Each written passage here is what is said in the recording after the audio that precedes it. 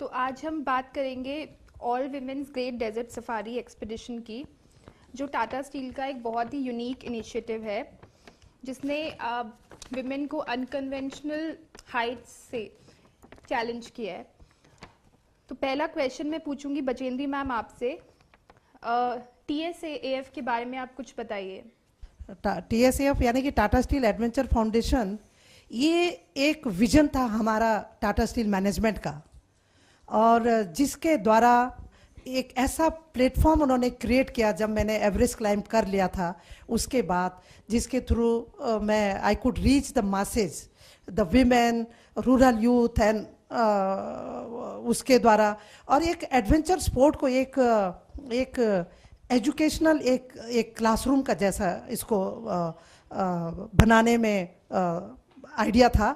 और अभी हम लोग सारे जो कॉरपोरेट हाउस के जो भी एग्जीक्यूटिव्स होते हैं, या हमारे टाटा स्टील के जो भी ग्रेजुएट ट्रेनीज होते हैं, इंजीनियर्स होते हैं या मैनेजमेंट ट्रेनिंग, उनके लिए ये कंपलसरी है। और वहाँ पे हम लोग लीडरशिप स्किल्स डेवलपमेंट का सीखते हैं। इसको हमने एक स्टनिंग क्लासरूम, एक वंडरफुल क्लासरूम की तरह इसको हमने प्रोग्राम को स्ट्रक्चर किया और डिज़ाइन किया है। तो वो हमारा रूटीन एक्टिविटीज़ हमारे चलते रहते हैं। उसके अलावा जो विमेन एम्पावरमेंट है, टाटा स्टील ने मुझे एम्पावर किया फुल्ली, मुझे एक आज़ादी दी, मुझे एक डिसीजन मेकिंग का एक फ्रीडम दिया, और तब तो ये मेरे लिए बहुत ज़रूरी था कि मैं दूसरे विमेन के लिए भी कुछ करूं। वैसे भी टाटा स्टील में विमेन एम्पावरमेंट तो एक वे ऑफ लाइफ की तरह है, और मेरे जो डिपार्टमेंट है इसमें एक एडवेंचर में हम एम्पावर करते हैं विमेन लोगों को, जिसके एग्जांपल यहाँ पे बैठी है एक बहुत बड़ा उदाहरण प्रेमलता अग्रवाल, जिसने प्रूव किया कि वो एज है या कोई भी बंधन या उम्र का कोई भी बंधन नहीं होता। अगर कुछ कर गुजरने की क्षमता है और जुनून एंड जज्बा है तो कुछ भी कर सकते हैं। उसने 35 से शुरू किया अपना ये जर्नी, एक बेटी की शादी कर ली, और उसके बावजूद भी नॉट ओनली एवरेस्ट बट उसने 7 महाद्वीपों के साथ सबमिट करके ये प्रूव कर दिया है कि बंधन दिमाग की होती है और शरीर या ऐसा कुछ नहीं है। तो ये ऐसा एक प्लेटफॉर्म है TSAF, जिसमें लड़कियां बाहर आती हैं, they realise their potential and they excel, और देश में अपने लिए एक बहुत आत्मसम्मान का एक स्थान बनाया है। और ऐसे कई विमेन लगातार जब से ये Tata steel adventure foundation create हुआ है, तब से न मालूम कितनी नई लड़कियां जुड़ती रही हैं, और वो लोग आगे जाके वो लोग एक लीडर की तरह उन्होंने अपना जीवन आगे बढ़ा रही हैं आत्मसम्मान के साथ। Indian women's great desert safari के बारे में कुछ बताइए। ये एक्सपीडिशन की शुरुआत कहाँ से हुई? क्या सोचा आपने कि ये एक्सपीडिशन करने का? ये एक्सपीडिशन शुरू हुआ ये 2007 में। हमारे हिमालय में काफ़ी एक्सपीडिशन तो हम करते रहते हैं, सारे प्रोग्राम्स हिमालय में होते हैं। अब क्योंकि वहाँ पे इंड्योरेंस का एक्सपीरियंस बहुत होता है कि keep going even though you may feel frustrated, uncomfortable, आप लगातार चढ़ते रहो टिल आप अपना डेस्टिनेशन नहीं अचीव करते हो। तो ये सब कुछ तो ये सब कुछ तो हम करते ही हैं, लेकिन उसके अलावा क्या करना चाहिए? तो हमारे जो 1984 एवरेस्ट एक्सपीडिशन के जो लीडर थे ब्रिगेडियर खुल्लर, तो एक बार उन्होंने कहा कि बचेंद्री तुम डेजर्ट में क्यों नहीं कुछ नया ट्राई करती हो? वहाँ पर भी तो चुनौतियाँ हैं, वहाँ भी तो चैलेंजेस हैं, वहाँ पर भी तो बहुत टफ कंडीशन है, वहाँ क्यों नहीं करते हो? और उन्होंने कहा कि अगर करना है तो वो इंटरनेशनल बॉर्डर में, जो कि बॉर्डर सिक्योरिटी फोर्स के थ्रू ही हो सकता है। और उन्होंने एडवाइस किया कि आप क्यों नहीं DG से एक अपॉइंटमेंट ले लो और पूछ लो। तो बस वो आइडिया मुझे बहुत अच्छा लगा, और मैं DG से एक अपॉइंटमेंट लिया, DG BSF। और जब उनसे मैंने बताया कि मैं तो ऑलरेडी कुछ सीमाओं में जा चुकी हूँ, सियाचन है, काराकोरम है, अब हमारी बहुत हार्दिक इच्छा है कि हम वो वेस्टर्न पार्ट वाला जो इंडो पाक इंटरनेशनल बॉर्डर है वहाँ हम जाए, कैमल सफारी करें, और हम BSF की मदद के बगैर नहीं कर सकते हैं। तो उन्होंने कहा यस गो अहेड लेडीज़, इतना अच्छा रिस्पॉन्स दिया, विल सपोर्ट यू। लेकिन बात ये थी कि जो चीज़ अभी तक कुछ किया ही नहीं था, उसके लिए डाउट, संदेह, और खासकर जब विमेन लोग, महिलाएं कुछ एक नया इनिशिएटिव, एक नया कुछ करती हैं और वो भी एडवेंचरस वे में, तब तो डाउट ये करना, अंडर एस्टिमेशन वगैरह तो एक आम बात हो जाती है। जिनको पता था कि camel riding is very very tricky और बहुत ही डिफ़िकल्ट है, जैसे कि हमारे बॉर्डर सिक्योरिटी फोर्स के लोग ही हैं, उन्होंने प्लान किया कि विमेन लोग ज़्यादा से ज़्यादा 6 से 12 किलोमीटर ज़्यादा से ज़्यादा कर सकती हैं। वैसे तो 6 किलोमीटर होना चाहिए, लेकिन अगर बहुत कर लिया तो 12। और जो हमारे सिविलियंस हैं जिन्होंने कैमल सफारी, कैमल राइडिंग नहीं किया है, उनको लगता था कि अरे कैमल में बैठना तो क्या इंजॉयमेंट का बात है, और ये एडवेंचर तो कैमल का होता है। लेकिन दोनों ही गलत थे, क्योंकि किसी ने किया नहीं था। ऐसे होने से, जब कुछ किया ही नहीं है, हमारे पास कोई बेंचमार्क नहीं है, तो ऐसे बातें हवा में लोग करते रहते हैं। और जब हमने किया तो हमने 60 किलोमीटर भी एक दिन किया, कभी 50 किलोमीटर, कभी 30 किलोमीटर। और वो जो फर्स्ट इनिशिएटिव था वो एक आइस ब्रेकिंग इनिशिएटिव था। ये लोगों ने रियलाइज़ किया कि इनको अगर मौका दिया तो कहाँ लड़की लड़का, न तो ऊँट को मालूम है कि मेरे ऊपर लड़की बैठा है कि लड़का, और न उस टेरेन को मालूम है कि लड़की या लड़की। इंसान है जो ऐसा सोच करके ऐसा सोचते हैं कि ये कर सकती है, नहीं कर सकती है एंड ऑल। तो वो एक बहुत बढ़िया इनिशिएटिव था, बहुत ही सक्सेसफुल। वो पूरा इंटरनेशनल बॉर्डर से होके वाघा बॉर्डर तक, गुजरात से भुज में थोड़ा ट्रेनिंग ली थी 3 दिन का। और तो वो बहुत, इनफैक्ट वो लिम्का बुक ऑफ रिकॉर्ड में भी वो ये हुआ था।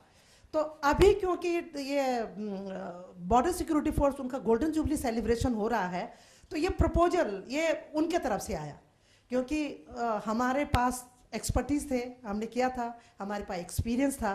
तो ये उनके लिए भी बहुत अच्छा था कि वो एक्सपर्टीज एंड एक्सपीरियंस अगर मिले तो हम ये और अच्छे से कर सकते हैं, सेलिब्रेट कर सकते हैं। और उन्होंने, आई अप्रिशिएट कि उन्होंने विमेन एम्पावरमेंट को बढ़ावा दिया। फिर मेरे तरफ से तो बिल्कुल तुरंत ही मैंने एग्री कर दिया। मैंने सोचा कि अभी और नई लड़कियों को मौका दें, और इसमें बहुत ज़्यादा नई लड़कियां, प्रेमलता और मैं और सुशीला ने, हमने किया था, बाकी सब नई लड़कियां हैं। तो आइडिया यही है कि लड़कियां आगे आएँ, डिस्कवर करें, रियलाइज़ करें उनकी हिडन पोटेंशियल को, और कॉन्फिडेंट और लीडर की तरह हो, लीडरशिप दें आगे में। Guts, great, confidence, self respect, ये तो असली ज्वेलरी है, असली गहना है औरतों का। तो ये शुरू हुआ था। और फिर हमने शुरू किया था रन ऑफ कच्छ से लेकर के वाघा बॉर्डर तक करीब 2300 किलोमीटर, कभी कैमल में, कभी पैदल, कभी गाड़ियों में। और बीच में जो इंटरेक्शन होता था विमेन लोगों से, क्योंकि राजस्थान और गुजरात और पंजाब के भी कुछ पार्ट अभी भी महिलाएं इतनी की लगता है 30, 40, 50 साल पीछे हैं। तो उनसे इंटरेक्शन, और जब इतनी सारी लड़कियां लोग, महिलाएं लोग, और 13 महिलाएं बीएसएफ से थीं। 2008 से उन्होंने महिलाओं का भी रिक्रूटमेंट शुरू किया, वो एक अच्छी खबर थी। तो मिला करके 27 महिलाएं। और जब 27 महिलाएं ऊँट की सवारी करके ऐसे रिमोट, जहाँ पर बहुत पिछड़ापन है, जहाँ पे एजुकेशन नहीं है, जहाँ पे एक्सपोजर नहीं है, जब वो लोग ऊँटों की सवारी करके निकलते थे तो लोग देखते ही रह जाते थे। और एक मैसेज बगैर बोले ही चला जाता था, ये पढ़ी लिखी लड़कियां अगर हैं और उनको बराबरी का दर्जा इनके परिवार वालों ने दिया है और उनको बाहर निकलने का भी मौका दिया, तो वो कहीं भी पीछे नहीं है। तो वो जर्नी का एक बहुत बड़ा हिस्सा था। और दूसरा था हमारे बॉर्डर में जो हमारे इंस्पिरेशन था, जो मोटिवेशन था, वो हमारे जवान लोग।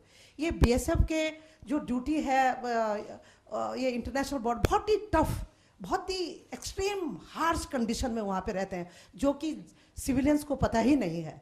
जब हम गए, पर्सनली मिले उनसे, हमने उनको गोल्डन जुबली सेलिब्रेशन की बधाइयाँ दी उनको, और उनको महसूस कराया कि आप लोग तो हर दिन एक एक्सपीडिशन करते हैं, हम लोग तो कई सालों में एक्सपीडिशन एक होता है। और उनको सैल्यूट किया, उनको नमन किया। और हर जगह सिविलियन से जब भी हमारा ये शेयरिंग हुआ तो हमने यही कहा कि जो भी डिसीजन मेकिंग अथॉरिटी है वो लोग ज़रूर इनके लिए जो भी फैसिलिटी इनको इंक्रीज किया जा सकता है, जिस तरीके से भी इनको इनका लाइफ वहाँ पे और कंफर्टेबल बना सकते हो, हमको करना चाहिए। और ताकि इनकी एफिशिएंसी इम्प्रूव हो और इनका मोराल बूस्टअप रहे, क्योंकि वो अगर खुश हैं, वो अगर हेल्दी हैं, तो पूरा देश हेल्दी है और खुश है। आप एक्सपीडिशन के सिलेक्शन प्रोसेस के बारे में थोड़ा बताएंगी? ये जो 27 लोगों की टीम जो सिलेक्ट हुई है, इनको कैसे सिलेक्ट किया गया, किस तरह की ट्रेनिंग दी गई, थोड़ा सा उसके बारे में बताएंगी? टाटा स्टील एडवेंचर फाउंडेशन अभी सबको पता है, और उसमें विमेन एम्पावरमेंट का इस तरह के एक्टिविटीज़ लगातार कई सालों से हो रहा है। ये भी सबको पता है कि टाटा स्टील में कितनी अपॉर्चुनिटी है विमेन नारी सशक्तिकरण के लिए। तो इसमें ज़्यादा लोग माउंटेनियर्स भी हैं, और माउंटेनियर होने के नाते मैं उनसे टच में हूँ, कहीं ना कहीं मिलते हैं। तो उसके द्वारा भी, और बहुत पहले से कई लोग कहते थे कि नहीं हम मुझे ज़रूर, जैसे आमला है, जब Amla Raut, she is a very good mountaineer, और उसने मुझे बोला भी था कि एक बार मुझे आपके साथ में, आपके लीडरशिप में ज़रूर मुझे करना है। ऐसे कुछ और भी थे, जैसे और भी लड़कियां हैं, और कुछ लोगों को थे जिसको हम खुद, उनके साथ कोई एक्सपीरियंस नहीं था पहले का, ना तो वो माउंटेनियर थे ना कुछ। तो लेकिन यही सोच के कि हम बहुत एक्सपीरियंस लोग हैं साथ में, और कुछ ऐसे लोग भी चलेंगे जिनको कोई एक्सपीरियंस नहीं है, और उनको टाटा स्टील ने पिकअप किया। टाटा स्टील ने, जहाँ पे टाटा स्टील का प्रोजेक्ट है, जैसे कालिंगा नगर प्रोजेक्ट हमारा है, तो टाटा स्टील तो हमेशा कम्युनिटी को बहुत ख्याल करती है और विमेन एम्पावरमेंट को। तो टाटा स्टील चाहते थे कि वहाँ से भी कोई रिप्रेजेंटेटिव हो, वहाँ की लड़कियों को भी ये मौका मिले। और तो 2 लड़कियां इसीलिए कालिंगा नगर से भी है, और झारखंड में भी ये लोग जुड़े हुए हैं कहीं ना कहीं से। कुछ शुरू बचपन से कुछ कर रहे हैं। सुकुमति ने बताया ये बहुत पहले से जुड़ी है, सी इज़ वेरी मच अवेयर कि हम क्या क्या कर रहे हैं क्या नहीं। कुछ हमारे एम्प्लॉयज हैं जिनसे रोज़ ही पता चलता रहता है कि टाटा स्टील एडवेंचर फाउंडेशन में क्या हो रहा है। एक्सपीडिशन मैंने लीडरशिप, मेरे लिए लीडरशिप बहुत ही इंपॉर्टेंट। मैं लीडरशिप, आउटडोर लीडरशिप की ट्रेनिंग हम देते हैं कॉर्पोरेट हाउस के लोगों को, और उसके द्वारा लगातार मैं सीखती रहती हूँ बीएसएफ के टॉप ऑफिशियल से। तब ये लीडरशिप लर्निंग वाज ग्रेट, और ये मैंने सीखा है बीएसएफ से, एक जगह से दूसरे जगह, एक फ्रंटियर से दूसरे फ्रंटियर से तीसरे फ्रंटियर।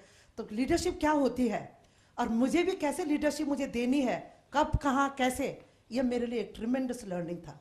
और टीएसएफ से जो उन्होंने सीखा होगा वो सीखा होगा विमेन एम्पावरमेंट, कि विमेन लोगों को आगे करिए। ज़रूरी नहीं है कि वो बीएसएफ से है, बीएसएफ से उन्होंने शुरू किया, और ये सिलसिला जारी रखें, विमेन को एम्पावर करें, उनको अपॉर्चुनिटी दें, जैसे कि टाटा स्टील एडवेंचर फाउंडेशन में होता रहा है। तो ये सीख शायद उनको टीएसएफ से मिलेगी, और हमको तो वो सारी लीडरशिप और डेडिकेशन, डिवोशन, वो हमने सीखा उनसे। एक्सपीरियंस तो बहुत ही अच्छा था।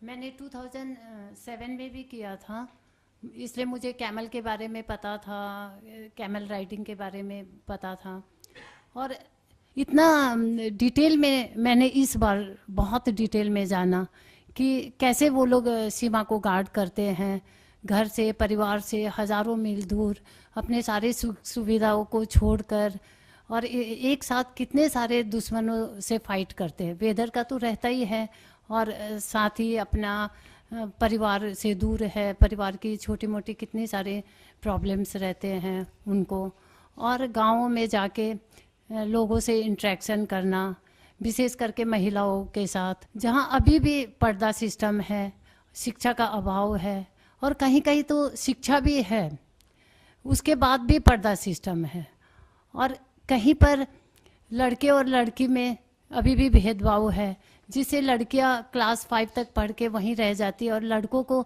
बाहर पढ़ने भेजते हैं। इसीलिए वो लोग पर्दा में रहते हैं, एक्सपोजर मिल नहीं पाता। वैसे गाँवों में गए, और एक मैंने जहाँ हम लोग राजस्थान, और ये राजस्थान कंप्लीट करके पंजाब में एंटर किए, वहाँ मैंने देखा एक बार 4-5 हज़ार लोगों की भीड़ थी, और उसमें लोग बचेंद्री पाल के नाम से पागल थे।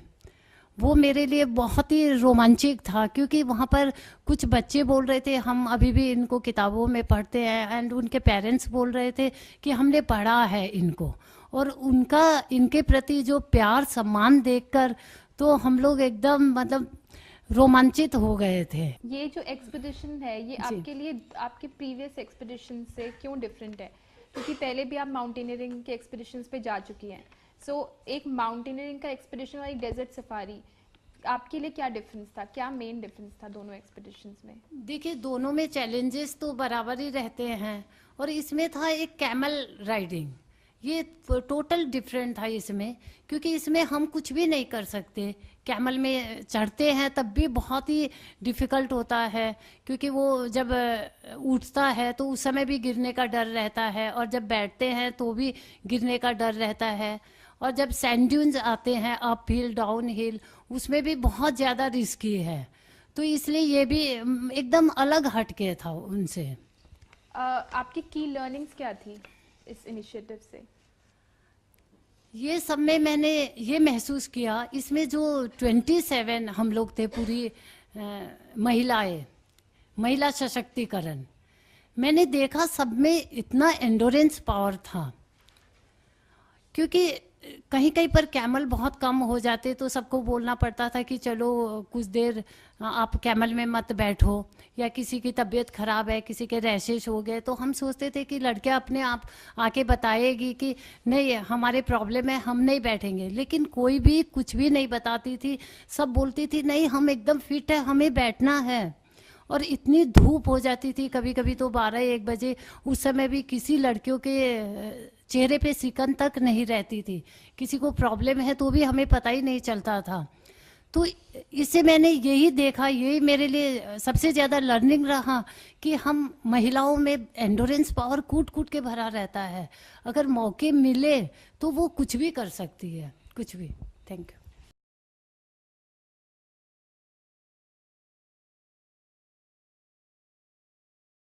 नमस्ते, मेरा नाम दीपांतरी सरदार, मैं झारखंड जमशेदपुर से हूँ और मैं टाटा स्टील का ही एक फील्ड वर्कर हूँ। और मैं इस कैमल सफारी में हम इसीलिए आना चाहते हैं कि इसके से नारी सशक्तिकरण के बारे में मैसेज देना, कहीं जगह जगह जाके हम लोग को मैसेज देना है, वो देश के लोगों को जानकारी दे, इसीलिए हम आना चाहते थे इसमें। My name is Kumari Navita Rana from Jharkhand Hazaribagh. मैं इस चैलेंजिंग को इसलिए फेस किया क्योंकि मुझे चैलेंजिंग अधिक पसंद है। मैं कृष्णा राणा गुजरात से आई हूँ और मैं पिछले 4 साल से ट्राई कर रही थी कि बचेंद्री मैम मुझे एक मौका दे, और जब कैमल सफारी में आने का मुझे एक मौका मिला तो मैं उसे गंवाना नहीं चाहती थी। मेरा नाम अमला रावत है, मैं चक्राता की रहने वाली हूँ, जो कि उत्तराखंड में आता है, और वैसे मैं देहरादून में रहती हूँ। मैं अपने जौनसार बावर की पहली एक माउंटेनियर हूँ, और मैं इस फील्ड में इसलिए आई हूँ क्योंकि मैं भी मेरे जौनसार बावर में कोई भी लड़की, हर कोई लड़की आगे आना चाहती है, लेकिन उन्हें ये पता नहीं चलता है कि हम कैसे आगे आएँ।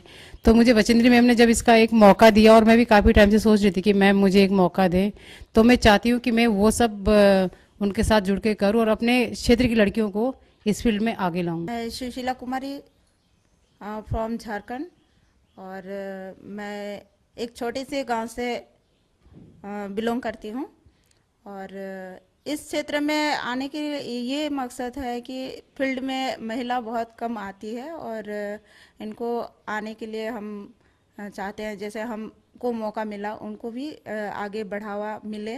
और पहले तो यही बोलना चाहेंगे कि उनको शिक्षा का प्रॉब्लम के वजह से वो आगे नहीं आ पाते हैं, उनको माता पिता को भी उनका शिक्षा का अभाव के कारण से उनको पिछड़ापन। मेरा नाम शीतल संगीता एक्का है, मैं टाटा स्टील से हूँ। मैं कोक प्लांट में एज अ जूनियर इंजीनियर कार्यरत हूँ 2011 से। मैंने मेटलर्जी में इंजीनियरिंग की है, और जब मैं कंपनी में आई थी तो वहाँ पे मैं चैलेंजेस को फेस करना चाहती हूँ। मैं एडवेंचर होना मेरा पैशन है, तो मैं मैम से अप्रोच किया मैंने, तो मैम ने फिर मुझे मौका दिया, उसके लिए मैं उनको बहुत धन्यवाद देती हूँ। मैं एक माउंटेनियरिंग नहीं थी। टाटा स्टील एडवेंचर फाउंडेशन, मैंने टाटा स्टील ज्वाइन किया बिफोर एवरेस्ट, और एवरेस्ट क्लाइंब करने के बाद टाटा स्टील ने एक full fledged department Tata steel adventure foundation create किया, और जो कि अनहर्ड है in any other corporate sector में, और मुझे उसको फुल्ली एम्पावर किया। और एक बार जब टाटा स्टील ने मुझे एम्पावर किया तो ये मेरी ड्यूटी है, ये मेरा कर्तव्य है कि मैं दूसरी विमेन लोगों को भी एम्पावर करूं, और ये एक इससे बढ़िया प्लेटफॉर्म कुछ हो ही नहीं सकता जिसके द्वारा मैं मासेस तक पहुंचती हूं, महिलाओं तक पहुंचती हूं, रूरल महिलाओं तक पहुंचती हूं। और इस प्लेटफॉर्म के द्वारा लोगों ने बहुत आगे बढ़े हैं, देश में अपना एक प्लेस बनाया, कार्व किया है, और लड़कियों ने एक्सेल किया है, और लड़कियों ने डिस्कवर किया है अपने अंदर के जो हिडन टैलेंट्स हैं उसको रियलाइज़ किया है। तब से लगातार ये जर्नी शुरू है। लता अग्रवाल, मैंने अभी 3-4 महीने पहले Tata steel adventure foundation join किया है।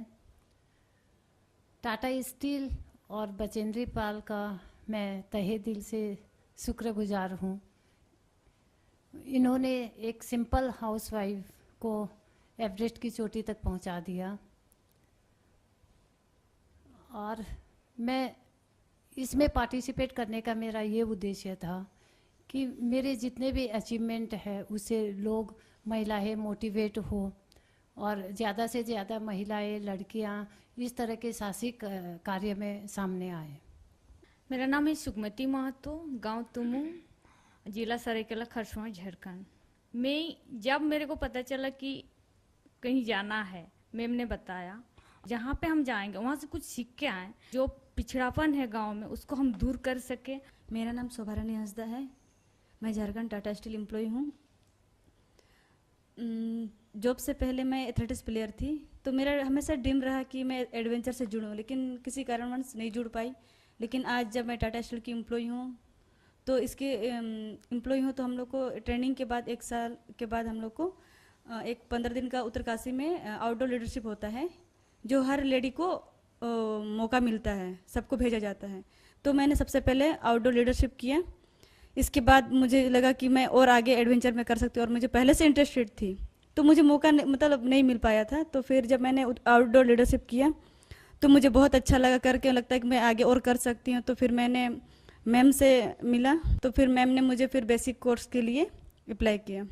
कैमल सफारी ये बोले जाए तो एक चैलेंज की तरह था, और एक सीख भी था कि हम लोग बॉर्डर में जो हम बीएसएफ के जवान ड्यूटी करते हैं उनको भी करीब से जानने का हमें मौका मिला कि वो किस कठिनाई में वहाँ ड्यूटी करते हैं, और हम वहाँ से बहुत कुछ सीख के आए कि ताकि हम दूसरों को बता सकें कि हमारे बीएसएफ के जवान किस तरह उस जगह पे वहाँ ड्यूटी कर रहे हैं और वहाँ कितनी प्रॉब्लम हो रही है उनको। Hello, my name is Sandhya Badri and I am from Dehradun. जैसे ही मुझे पता चला कैमल सफारी एक्सपीडिशन हो रहा है, मैम ने जैसे ही बताया तो एक्साइटमेंट था बहुत ज़्यादा, क्योंकि मैम प्रेमलता अग्रवाल मैम और बचेंद्री पाल मैम के साथ पहले भी as a guest appearance instructor काम किया था उत्तरकाशी में एज अ लीडर प्रोग्राम, और सोचा नहीं था इतनी जल्दी दोबारा मैम लोग से मुलाकात होगी। और माउंटेनिंग कोर्सेज में भी हूँ, एक आर्मी बैकग्राउंड से होने के नाते जब पता चला बॉर्डर सिक्योरिटी फोर्स की स्वर्ण जयंती में इस उपलक्ष्य में टाटा स्टील एडवेंचर फाउंडेशन दोनों मिलके कैमल सफारी एक्सपीडिशन कर रहे हैं, तो सबसे बड़ी गोल्डन अपॉर्चुनिटी मैम ने हमको दी। टाटा स्टील एडवेंचर फाउंडेशन ने ये अपॉर्चुनिटी हमको दे के बहुत ही गौरवंती महसूस कराया, और हमने बहुत कुछ इस एक्सपीडिशन से सीखा। जैसे हमारे जैसे जवान हैं बॉर्डर के पास अकेले, चाहे धूप हो चाहे छाँव हो, हर मौसम में वो सरहद की रक्षा कर रहे हैं, बॉर्डर की रक्षा कर रहे हैं। मेरा नाम राजश्री सिंघल है, मैं जमशेदपुर झारखंड से हूँ। इस सफारी में आने का मौका मुझे मिला है thanks to Bachendri ma'am. Last time जब 2007 में हुआ था तब मैं छोटी थी, मेरी मम्मी और बहन गई थी, तब मैंने उन्हें क्वेश्चन किया था कि आप मुझे क्यों नहीं ले गए, तो उन्होंने कहा तुम छोटी हो, तुम नहीं कर पाऊंगी। तो तब से मेरे दिमाग में था ऐसा क्या था वो कैमल सफारी में जो मैं नहीं कर सकती, और इस बार जब मुझे पता चला तो मैं ये अपॉर्चुनिटी ग्रैब करना चाहती थी, इसे छोड़ना नहीं चाहती थी। एंड सेकेंडली मैम के लीडरशिप में कोई एक्सपीडिशन करने का मौका मिले, नथिंग बेटर देन दैट। मैं टीम से पूछना चाहूँगी कुछ सवाल। आप लोगों को बहुत स्पेसिफिक ट्रेनिंग दी गई इस एक्सपीडिशन के लिए, सो आप लोग उस ट्रेनिंग का थोड़ा मुझे इलैबोरेट करके बताएंगे, कुछ किस तरह की ट्रेनिंग थी, कितने दिनों की ट्रेनिंग थी? हमारी जो ट्रेनिंग थी वो भुज में हुई थी, 10 डेज़ की ट्रेनिंग थी। वहाँ पर ट्रेनर्स बुलाए गए थे, हमारा थ्योरी क्लासेस भी होता था, प्रैक्टिकल क्लासेस भी होता था।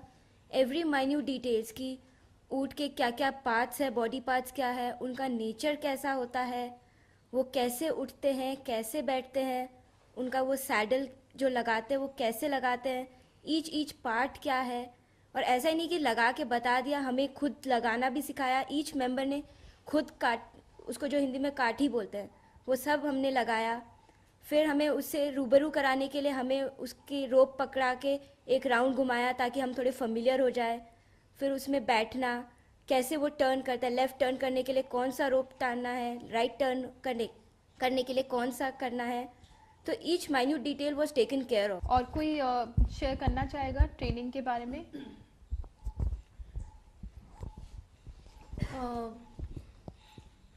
ट्रेनिंग में फिर जो थ्री इंस्ट्रक्टर आए थे बीएसएफ की तरफ से, 3 इंस्ट्रक्टर आए थे, तो उन्होंने हम लोगों को शुरुआत ऐसे की। पहले तो उन्होंने बैठना सिखाया कि किस तरीके से बैठते हैं ऊँट में, और कैसे वो खड़े हो जाता है अचानक से, पीछे पैर लात मारता है, और उसका सैडल को हम लोगों को किस तरीके से पकड़ना है, कहाँ से पकड़ना है, ये सब हमको सिखाया गया। फिर जब हम ऊँट जब उठता है वो तो 3 स्टेप में उठता है, तो वो 3 स्टेप कैसे उठता है, उसमें किस तरीके से हमको पोस्चर बनाने हैं अपने, ताकि हम बैलेंस होके ऊँट में बैठे रहेंगे, ये चीज़ सिखाया गया। तो फर्स्ट डे में हमने यही लर्न किया कि हम किस तरीके से ऊँट में बैठेंगे और अपने आप को बैलेंस बना लेंगे।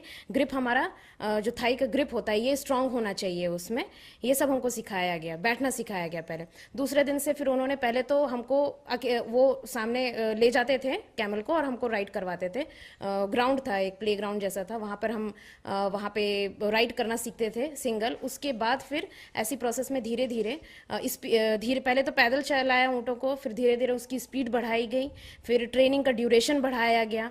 फिर कुछ दिनों के बाद ऐसा हुआ कि उन्होंने फिर बाहर ले जाया गया, मतलब कैंपस, पहले तो कैंपस में ही हुआ था 5 दिन, छठे 7वें दिन से फिर हम कैंपस के बाहर गए।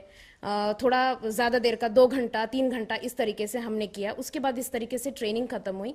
लास्ट डे में हमको कैमल की परेड जो होती है, जैसे मार्च पास्ट कहते हैं, ये सबसे बड़ा हम लोग के लिए एक एक्सपीरियंस रहा कि कैमल के ऊपर हमने मार्च पास्ट किया। लास्ट डे में हमारा फ्लैग ऑफ था, उसका प्रैक्टिस होके वो चीज़ करके उसके बाद हम लोगों का फ्लैग ऑफ किया गया। किस तरह की मुश्किलें आप लोगों ने फेस की ट्रेनिंग के टाइम या अपनी जर्नी के टाइम? मैं खुद एक माउंटेनर हूँ और साथ ही मैं इंस्ट्रक्टर भी हूँ रॉक क्लाइंबिंग की।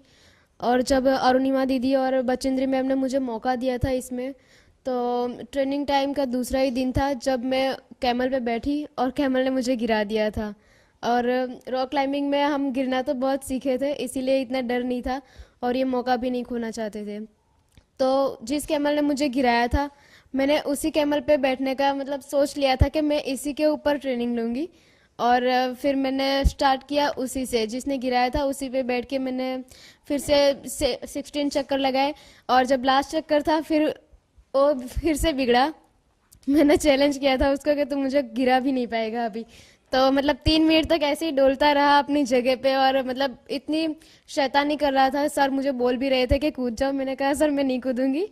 तो मतलब फिर सर ने हैंडल किया उसे और फिर मैंने अपना चैलेंज भी पूरा किया। और जब मैं कैमल से नीचे उतरी, मैंने उस कैमल को ऐसे ही, मतलब सर बोलते थे कि आप शाबाशी दो, मैंने उसको शाबाशी तो दी, लेकिन उसको बोला कि तुम मुझे गिरा नहीं पाया। हाँ वाकई में, और इंसान गिर के ही संभलता है, गिर के ही सीखता है कि कहाँ क्या कमी रह गई थी, मैं दूसरे टाइम ऐसा नहीं करूँगा या करूँगी। और वाकई में ये मानना पड़ेगा उसका स्पिरिट को। मैंने भी देखा था कि वो कितने बार करने के बाद भी उसी में, ये भी एक लर्निंग है सब लोगों के लिए कि वो मेंटल ब्लॉक ही हटा दें कि यार ये कैमल ने मुझे गिराया, मैं दोबारा नहीं बैठूंगी, तो फिर वो मेंटल ब्लॉक हमेशा रहेगा। लेकिन अभी गई जब 26 लोग ऊँटों में बैठे हैं, तो बहुत सोचा, अंदर में बहुत ही संघर्ष चल रहा था अपने अंदर, अपने दो सोच में कि कर लो, एक दूसरा बोलते नहीं कुछ हो जाएगा, तुम्हारी ज़िंदगी कौन क्या होगा। लेकिन मुझे बहुत खुशी है, मैंने ओवरकम किया। जो अंदर की लड़ाई है, जो अंदर की लड़ाई होती है कि नहीं कर सकती हूँ, नहीं मैं नहीं, तो वो उसको मैंने ओवरकम किया। और एक सबसे बड़ा एक एवरेस्ट अपनी सोच में चढ़ा कि जब ये 26 लोग ठीक से देख रहे हैं, उनके फेस में स्माइल है, ऐसा बिलीव करती हूँ the biggest risk in life is not taking risk.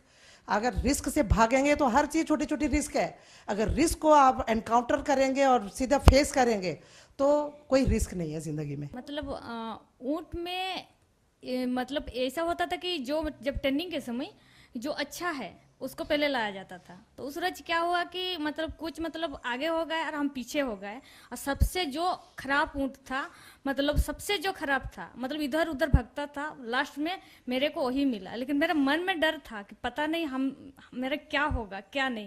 लेकिन फिर भी हम हिम्मत किए, हमको नहीं लग रहा था कि हम 1 चक्कर भी कर पाएंगे। लेकिन इतना बिगड़ा हुआ ऊँट होने के बावजूद भी हम 3 चक्कर लगाए। माउंटेनिंग में रॉक क्लाइंबिंग के दौरान अगर हम गिरते हैं तो अपने को बचा सकते हैं, क्योंकि सेल्फ एंकर किया होता है। पर जब ऊँट में बैठे और ध्यान आपका इधर उधर है, दिमाग एकाग्रता नहीं है और आप इधर उधर देख रहे हैं और सडनली नीचे गिर जाए, तो उस समय आपको बचा पाना अपने आप को बहुत टफ है। तो इसी तरह का एक एक्सपीरियंस मुझे भी इस एक्सपीडिशन में हुआ। ऊँट जा रहा था सीधे और वो ऊँट चमकने वाला था, थोड़ा नोटोरियस ऊँट था। तो ऊँट सीधे सीधे जा रहा था, उस ऊँट के पाँव में कुछ नेल्स पड़े थे, तो नेल्स सडनली टकरा गए पत्थर से, तो ऊँट सडनली नीचे साइड टर्न हो गया। तो अगर मैंने हाथों की ग्रिप नहीं पकड़ी होती तो मैं नीचे गिरती और मैं उस ऊँट में आधा लटक गई थी। अगर मेरी ग्रिप नहीं होती तो मैं शायद नीचे होती और कुछ इंसिडेंट भी हो सकता था। ग्रिप मजबूत थी इसलिए ऊँट में बच गई और फिर अपनी बॉडी को पुल करके दोबारा ऊँट में आ गई। थोड़ी बहुत चोट लगी थी हाथ में, फिंगर्स में, but it was again great experience. और गिर के ही इंसान संभलता है और कॉन्फिडेंस उस दिन के बाद ही आया। उससे पहले थोड़ा थोड़ा ऊँट जब नीचे आता था लगता है बस अब गए नीचे, उसकी गर्दन में पीछे आता था तो चलो ठीक है अभी सही है।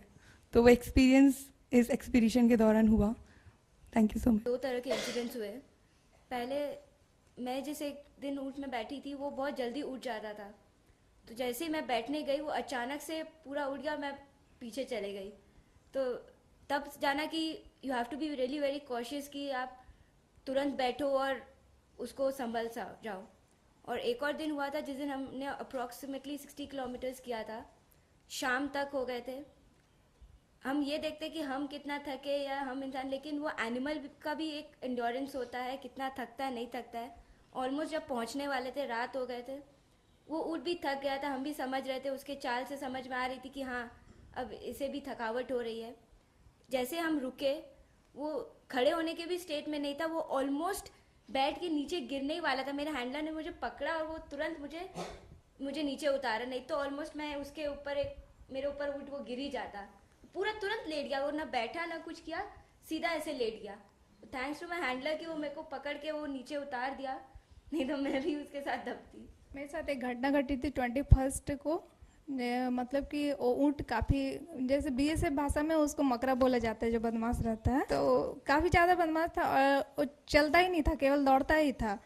तो जैसे हम उस पर बैठे तो चलाने का कोशिश किए राइडर, लेकिन वो चल ही नहीं रहा था, केवल दौड़ लगा रहा था। तो दौड़ते जा रहे थे, लेकिन कुछ भी वहाँ पे थे लोग बोल रहे थे कि उसे दौड़ा नहीं, लेकिन हैंडलर तो कुछ कर नहीं सकते, वो तो खुद दौड़ते जा रहे थे।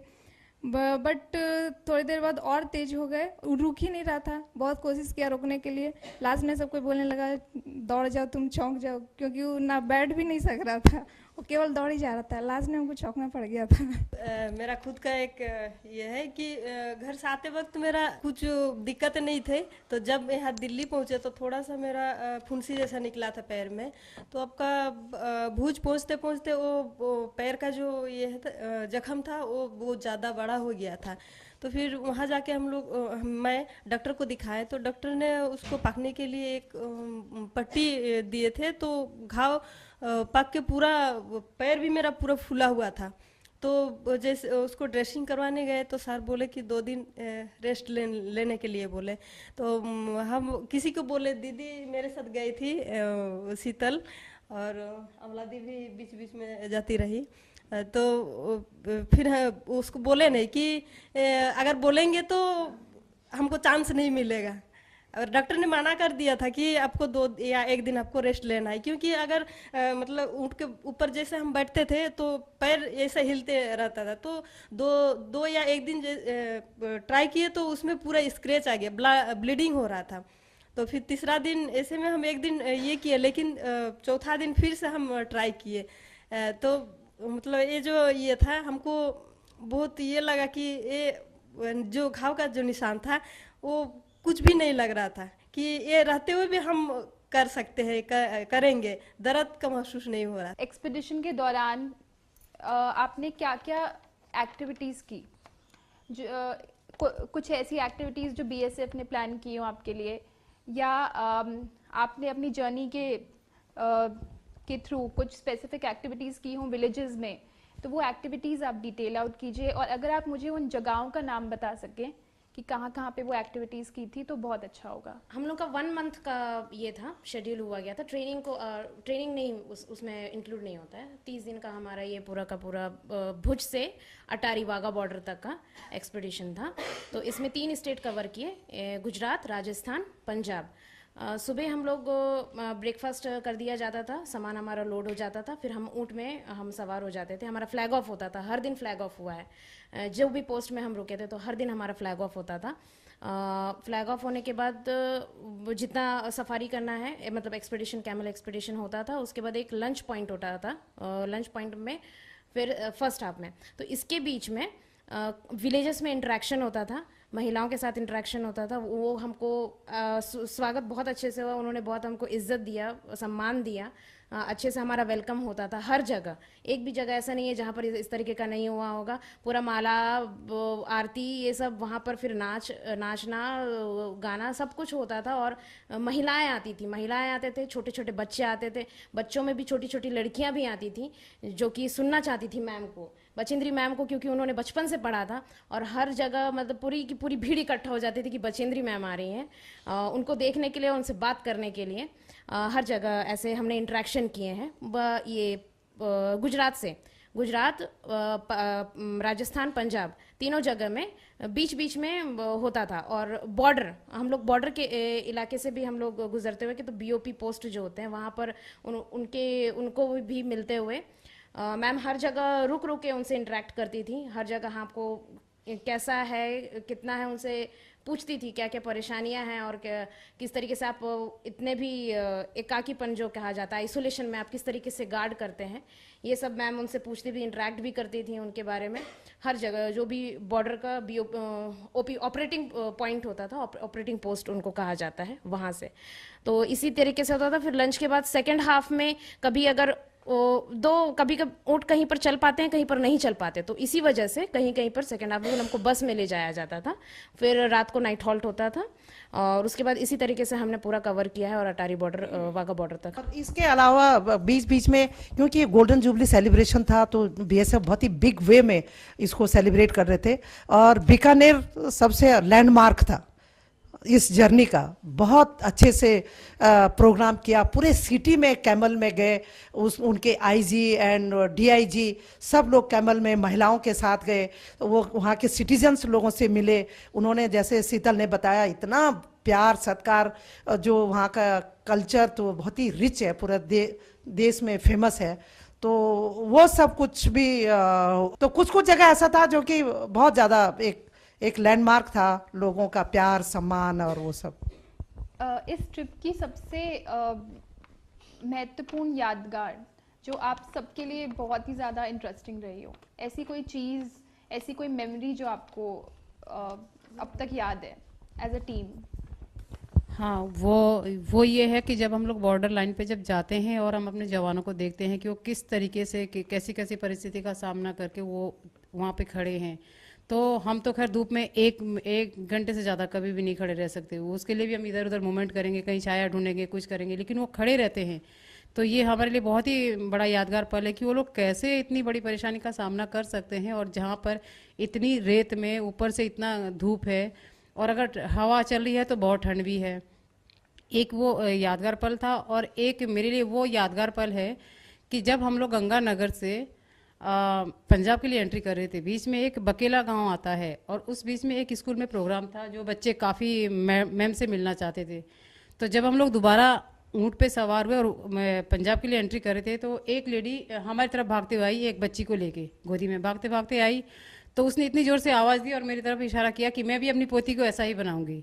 तो वो मुझे बहुत अच्छा लगा। और मैंने आगे, एक BSF की लड़की थी सरस्वती, तो मैंने उसको बोला, मैंने कहा देखो उनका मैसेज, मैंने कहा लगता है कि लोगों में कुछ तो बात, हमारा मैसेज जा रहा है। तो मेरे लिए वो बहुत बड़ा यादगार पल था। BSF के जवान रात और दिन दोनों टाइम मतलब 16 घंटे मतलब करते ये ड्यूटी। इसके अलावा जो महिला कांस्टेबल है उनसे भी हम मिले। उनमें एक थे रीना कांस्टेबल थे, जिन्होंने एक पाकिस्तान के एक आतंकवादी को उन्होंने गोली मारी थी और किल किया था। तो हम उनसे जब मिले तब हमें पता चला कि वो कैसे काम करते हैं। जब उन्होंने हमें बताया कि वो कितने डिस्टेंस पे थे पहले, उसके बाद जब आतंकवादी ने उन्हें चैलेंज किया कि आप क्या बिगाड़ लोगे, आप तो महिला हो, वो पंजाबी में बात कर रहे थे, आमने सामने उन्हीं के लैंग्वेज में बात कर रहे थे।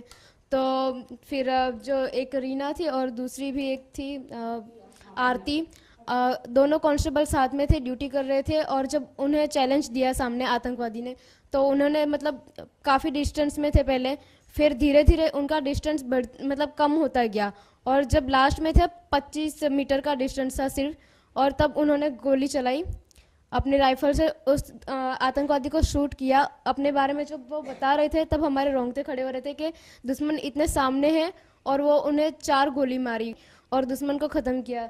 तो मतलब उनसे जब हम मिले तब हमें पता चला कि वो लोग क्या क्या काम करते हैं। जब उनसे मिले वो एक यादगार पल ही था हमारे लिए, एक छोटी सी मुलाकात थी उनसे। सिराज हम लोग नमक में चल रहे थे, नमक के साथ मतलब हमको तो नहीं पता कि कितना है क्या नहीं। बोला गया था कि आज तो पूरा रन ही रन है, लेकिन कुछ पानी के लिए भी कुछ व्यवस्था नहीं है, आप लोगों को लेके जाना पड़ेगा। लेकिन पहले लग रहा था कि नहीं इतना तो नहीं होगा। जब बीच में घुसे तो देख रहे हैं कि चारों तरफ ना पेड़ था, ना पौधा था, ना पक्षी था, ना कोई इंसान था, कुछ नहीं था। और बीच में जब पार हुए तो लग रहा था कि कब आए पेड़, कब आए जमीन। तो वो मेरे लिए बहुत ही अच्छा यादगार है और उसको हम कभी नहीं भूल सकते जब हम चारों तरफ देख रहे थे। अब मेरा अगला सवाल टीम से है। आप सब लोगों की कोई ना कोई फैमिली रिस्पॉन्सिबिलिटीज हैं, तो जब आप ऐसी लंबी ट्रिप्स पे जाते हैं सो किस तरह के चैलेंजेस आप लोग फेस करते हैं, क्योंकि उनको आप डे टू डे बेसिस पे कनेक्ट नहीं कर पाते हैं। सो कुछ ऐसे चैलेंजेस जो आपने फेस किए हों अपनी फैमिली और अपने एडवेंचर या पैशन में बैलेंस करने के लिए, कुछ ऐसी सिचुएशन जो आपके साथ ट्रिप पे हुई हो? ऐसा तो कुछ खास लगा नहीं, कि क्योंकि मोबाइल सबके साथ में थे, जहाँ तक नेटवर्क था हम लोग अपने घर वालों से बातचीत भी कर रहे थे। और इस एक्सपीडिशन में हम लोग इतना मतलब डूब चुके थे, इसको एक जुनून था कि लग रहा था कि घर वाले क्यों फ़ोन कर रहे हैं, अभी करने दो ना, क्यों बार बार डिस्टर्ब कर रहे हैं हमें। तो मैं बार बार बोलती थी कि मम्मी रहने दो, मुझे बात नहीं करनी है, मुझे बस अभी अपना काम करने दीजिए। ये भी एक परिवार है, क्योंकि यहाँ पे फ्रेंड्स है और हम लोग आपस में खूब मस्ती भी कर रहे होते हैं और पता ही नहीं चलता था कि 60 किलोमीटर भी चले हैं और शाम को भी नाच रहे होते थे हम लोग। तो पता ही नहीं चलता था कि ये कैसे ये सब बीतता था, और तो नहीं याद आती है घर वालों को। एज अ हाउस वाइफ या जो भी बोल लीजिए, क्योंकि ध्यान तो रहता ही है फैमिली में। मेरी सास थी घर में, हस्बैंड थे, तो ध्यान कभी कभी ध्यान बढ़ जाता था, पता नहीं कुक आए है या नहीं, कोई सास भी कुछ काम नहीं कर सकती अभी। एंड हस्बैंड के लिए भी लगता था कभी कभी पता नहीं नाश्ता करके गए हैं या नहीं, कुछ भी। और कभी बेटी, एक शादी हो चुकी है बेटी, उसका ख्याल आता था। तो परिवार तो बीच बीच में ख्याल आता ही था, लेकिन जैसा ये बता रही थी वहाँ भी एक परिवार हो गया था, तो दोनों को बैलेंस करके चलना था। कि यही था कि चलो वो पॉजिटिव सोच रहती थी, नहीं सब ठीक ही होगा, कुछ एक मिशन के लिए जा रहे हैं पॉजिटिव वे में, तो सब ठीक ही करेगा भगवान, ठीक ही होगा। बस दोनों को बैलेंस करके सोच में फ़र्क लाते थे। जैसे मतलब मेरा घर में मेरे दीदी के बच्चा को हम रखे हैं, क्योंकि मेरे जीजाजी नहीं है, तो हमेशा आने के बाद हमको लगता था कि आने के बाद मेरा बच्चा क्या होगा, पढ़ेगा नहीं पढ़ेगा, दीदी कुछ बोल रही है या नहीं बोल रही है। साथ साथ में और मेरा दूसरा मतलब जिम्मेवारी था, जो जिस फील्ड में हम काम करते हैं, जो 12 से 14 साल का बच्चा का ट्रेनिंग था, कि वो मेरा कैसे पूरा होगा, ये पूरा हो पाएगा कि नहीं, मेरा घर वाला उस बच्चों से मिल पाएगा कि नहीं, जिस बच्चा को हम सिखाते हैं बड़ा बच्चा, क्या वो लोग मेरे को सपोर्ट करेगा कि नहीं। फिर भी हमको हिम्मत में मतलब लगा, लेकिन बात करने के बाद मेरा जो था, जो मेरा सच था, मेरा दीदी का बच्चा भी अच्छा से पढ़ रहा है, और जो बच्चा का ट्रेनिंग भी था, जितना बच्चा का था वो भी मेरा अच्छा से हुआ। इतना सामना करने के बाद भी हम मतलब ट्रेनिंग में एहसास था, फिर भी हम ट्रेनिंग अच्छा से लिए। इमोशनल ब्रेकआउट्स तो ज़रूर होते हैं, लेकिन शायद ऐसे ही ट्रिप्स के दौरान पता चलता है कि आप अपने फैमिली से कितने क्लोज हैं और उनके इम्पोर्टेंस आपके लाइफ में क्या है, क्या वैल्यू रखते हैं वो।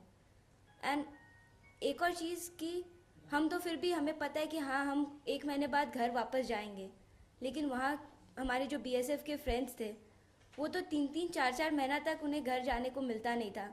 जो बॉर्डर पे वहाँ पर गार्ड कर रहे हैं, पेट्रोलिंग कर रहे हैं, वहाँ तो ना नेटवर्क है, ना कि वो घर पे भी कॉल करके बात नहीं कर सकते कि पूछ सके कि आप कैसे हो या अपने बारे में कुछ बता सके। तो जब वो अपने आप को इतना स्ट्रॉन्ग रख के अपने ड्यूटी कर सकते हैं, तो हम वो 30 days we can manage through, जबकि वहाँ तो अपना फैमिली बन गया था, सब एक परिवार जैसे ही थे, तो it made things easy for us. Family responsibility की बात आती है तो फैमिली रिस्पॉन्सिबिलिटी तो है, मतलब मैं अपना पर्सनल शेयर करना चाहूँगी। क्योंकि पापा नहीं है तो भाई और मम्मी का रिस्पॉन्सिबिलिटी मेरे ऊपर था। मम्मी का तबीयत ठीक नहीं रहता है और तो मेरा क्लिक करता था उधर, लेकिन मेरे को इतना था कि नहीं मुझे ये कंप्लीट करना है। तो मैं अपने फैमिली मेम्बर से बात करती हूँ, मतलब इंटरेक्शन करती हूँ कि देखो मैं नहीं हूँ यहाँ पे, तो भाई को मैं रिस्पॉन्सिबिलिटी दे के आई, अपना ख्याल रखना और जो तुमको मतलब तुमको आगे करना है, तुमको भी आगे बढ़ना है।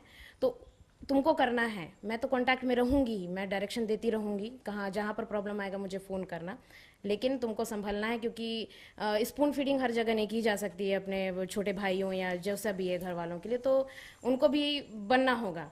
तो फिर उनको समझा के आती हूँ और मम्मी को भी स्ट्रांग बना के जाती हूँ कि मम्मी नहीं तो टेंशन में रहती है कि मैं कैसी रहूँगी, बोलते आप ठीक रहो उधर, तो फिर बैलेंस करके हो जाता है। जैसे राजश्री ने भी बताया कि वो बीएसएफ के जो जवान हैं वो लोग तो कभी बात ही नहीं कर पाते, और हमने ऐसे लोगों से भी बात की थी जब हम मिले थे वहाँ पे बीओपी में, जो वहाँ पे बॉर्डर में आमने सामने थे, दुश्मन के सामने मतलब रहते वो खड़े, तो उनसे हमने बात की थी। तब हमने पूछा था कि आप घर पे बात कैसे करते हो, बोलते थे कि हमारा नेटवर्क तो आता नहीं है, लेकिन 15 दिन में एक बार हम लोग जाते हैं तब बात करते हैं हम, जब जहाँ पे नेटवर्क आता है। तो उन लोगों से जब बात की तब पता चला कि मतलब इतना भी इजी नहीं है कि फैमिली से दूर रहे। जब आप वाघा बॉर्डर पे पहुंची तो वो फीलिंग क्या थी, आपको कैसा लगा उस हिस्टोरिक लोकेशन पे पहुंचकर, when you witness the change of guard? ये मेरा शायद चौथा वक्त था। एक बार तो मैं, मेरे बड़े भाई बॉर्डर सिक्योरिटी फोर्स में और वहीं पर ही वो पोस्टेड थे, तब मैंने विटनेस किया था। और उसके बाद एक बार फिर तीसरी बार शायद जब 2007 में, ये 4th टाइम था। तो वहाँ पर जाते हैं तो बस अंदर से एकदम एक इतना जज्बा, जुनून अपने देश के लिए। वैसे भी जब भी हम लोग पूरा देश के अपनी सीमाओं को देखने का हमको मौका मिला, और तो वो पूरे जज्बे से भरे ही रहते हैं, पूरा पूरा अपने देश प्रेम और गर्व करना अपने देश के ऊपर। अपने जो जवान लोग हर जगह, जो फौजी लोग हैं, उनके लिए बहुत ज़्यादा एक आता है रिस्पेक्ट, प्यार, सम्मान। और वहाँ पर तो चरम सीमा पर होते हैं, क्योंकि दोनों तरफ पाकिस्तानी भी हजारों में है और हिंदुस्तान की तरफ लगातार भारत की जय जयकार की आवाज़, वंदे मातरम। आप सोच सकते हैं कि उस समय तो देश के लिए आप कुछ भी कर सकते हैं, कुछ भी कर सकते हैं। शायद यही जज्बा जुनून हमारे जवानों में, हमारे फौजियों में होता है, जो अपना जान को जोखिम लगा के अपने देश की रक्षा करते हैं।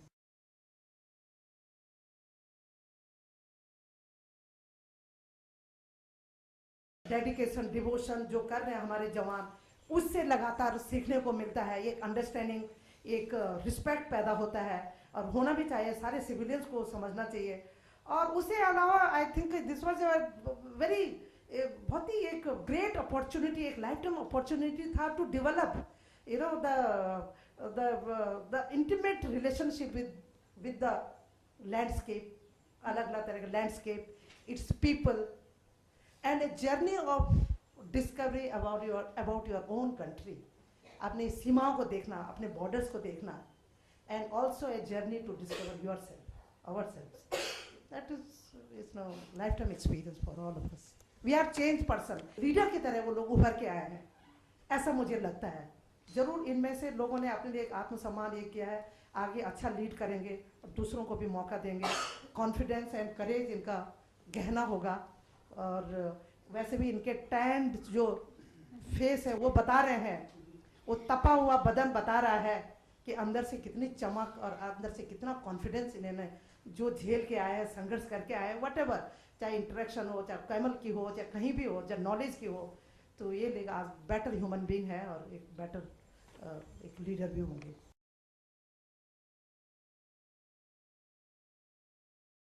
फियर ऑफ फेलियर कि ये अपॉर्चुनिटी बार बार नहीं मिलेगी, आराम करने का तो वक्त बहुत है। ये जो मौका मिला है, ये मैंने अगर वेस्ट कर दिया तो ये शायद दोबारा ऐसा वक्त, that drives you to reach, to achieve your destination, to achieve your target, और अपने वहाँ तक पहुँचना। तो ये ज़रूर है कि मुश्किलें आती हैं, but the fear of failure कि ये मौका शायद दोबारा ज़िंदगी में नहीं आता, तो लोग अपना सब कुछ दे देते हैं। ये चीज़ बहुत एग्जाम्पल्स हैं ऐसे, खासकर माउंटेनियरिंग फील्ड में, एडवेंचर फील्ड में। तो करना है आपको, you have to plan and then prepare and then perform. कहाँ जाना है आपको प्लान करो, कहाँ, उसके बाद प्रिपरेशन करो, फिर ट्रेनिंग लो एंड परफॉर्म। कोई चीज़ असंभव नहीं है। मैं फिर बोलूँगी, the biggest risk in life is not taking risk. Risk लेने आप अगर स्पोर्टिंग वे में शुरू करते हैं तो कोई रिस्क है ही नहीं, कोई डर है ही नहीं। अगर आप किसी चीज़ का डर लगता है तो उसको फेस करो, एनकाउंटर करो। जो परेशानी से या फेयर से आप जितने दूर जाएंगे, फेयर उतना ही बड़ा होता ही जाएगा। तो बस मौका लो, क्योंकि मैं टाटा स्टील एडवेंचर फाउंडेशन में रह के कह सकती हूँ कि one life is too short, one life is too small to do so many things. बहुत कुछ करना है, समय कम है, एक ज़िंदगी थोड़ा पड़ जा रहा है, तो इसलिए खुश रहिए, हैप्पीनेस इज़ मोर इम्पॉर्टेंट।